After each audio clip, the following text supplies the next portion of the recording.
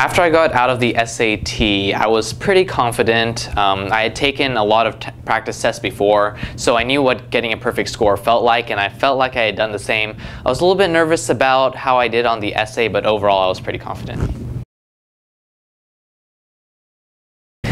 So a few weeks after I had taken the SAT, I knew that the scores were going to come out on a certain night. So me and a bunch of my friends who had also taken the SAT just sat up all night waiting for College Board to release those scores. So we stayed up and we thought it would come out at 12 a.m. but there was a little bit of a delay, so we ended up staying up until 4 a.m. just refreshing the screen over and over and over again, waiting for those scores to come out on that night. So when the scores did come out, we were all really excited, and I, of course, was the most ecstatic one because I had done really well. For a second there, I wasn't sure whether I had just gotten a perfect score or whether it was just out of 800. That's what the screen was telling me. But after a while, the shock finally dissipated, and I was really, really happy.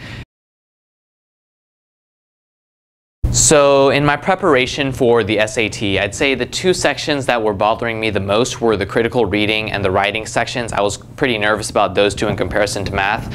So I ended up taking a lot of essays. Testmasters gives you almost every single essay prompt that's ever been written on the SAT. So I just went through all those prompts and made sure that I could answer every single one of them. And then I also had the critical reading vocab list. So I made sure that every few days I knew all those vocab words and I was able to say their definitions and be well aware of what they meant.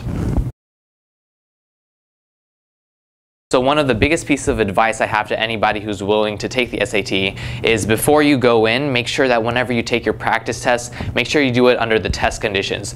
Go sit in a room where you're not that comfortable. Make sure it's kind of cold in there because the testing rooms are always really cold for some reason. And make sure you take your test within the time limits, so you're right within that situation that you would be in when you actually take the test. And if you practice under those conditions, you'll do a lot better than you would if you weren't.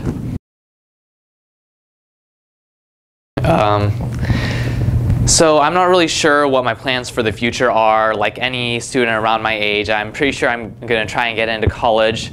I'm thinking some sort of career with technology, maybe engineering or something dealing with computers.